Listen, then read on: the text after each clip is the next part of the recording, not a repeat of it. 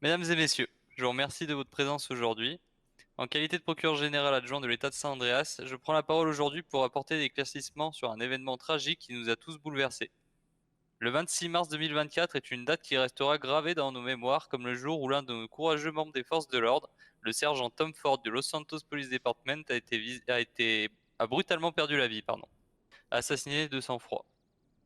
Les circonstances entourant cet acte odieux sont tout autant complexes que troublantes.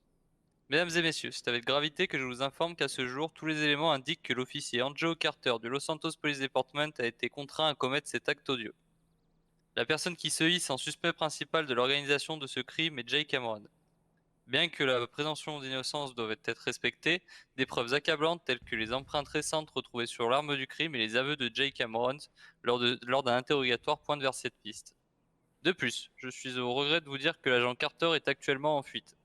Il fait l'objet d'un mandat d'arrêt international suite à sa sortie avérée du territoire des États-Unis d'Amérique, ce qui laisse présager de circonstances encore plus sombres quant à son implication dans ce crime et les questions de ses collègues du LSPD et des autorités judiciaires restent sans réponse.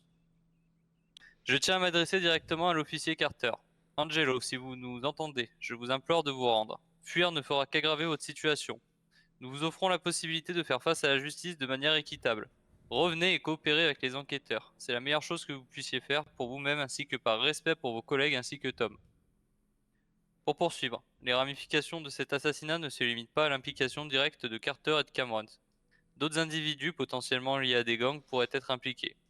L'enquête est en cours, mais des zones d'ombre persistent, témoignant de la complexité autour de cette affaire. Jake Amrans lui-même représente une menace sérieuse pour la sécurité publique. Son réseau étendu et son influence considérable en font un individu dangereux. Ces menaces proférées à l'égard des enquêteurs lors de son arrestation, faisant référence à des explosifs et prédisant d'autres actions violentes, confirment son statut de terroriste aux yeux des autorités. Il est soupçonné d'avoir orchestré diverses attaques et prises d'otages, y compris l'attaque du fil d'office de l'USSS, la prise d'otage de la gouverneure Sarah Lewis, ainsi que d'autres attaques visées contre le gouvernement et les forces de l'ordre. Ses méthodes violentes et ses revendications publiques sur les réseaux sociaux témoignent de son mépris flagrant pour la loi et l'ordre et sa volonté d'installer la peur. Notre enquête sur cet assassinat se poursuit et nous sommes déterminés à traduire en justice tous ceux qui ont été impliqués directement ou indirectement dans cet assassinat. De plus, j'aimerais également faire un point sur la situation sécuritaire dans notre État qui est actuellement très tendue suite à la récente prise d'otage de 14 députés du shérif dans la soirée d'hier. Cet événement, précédé de l'assassinat de Ford, a entraîné le déclenchement nécessaire d'un code d'état d'urgence rouge, démontrant l'urgence absolue de repenser nos efforts pour assurer la sécurité des citoyens de notre État. En conclusion, je tiens à assurer à la population de San Andreas que les autorités font tout leur possible pour traduire les responsables de ces actes odieux en justice.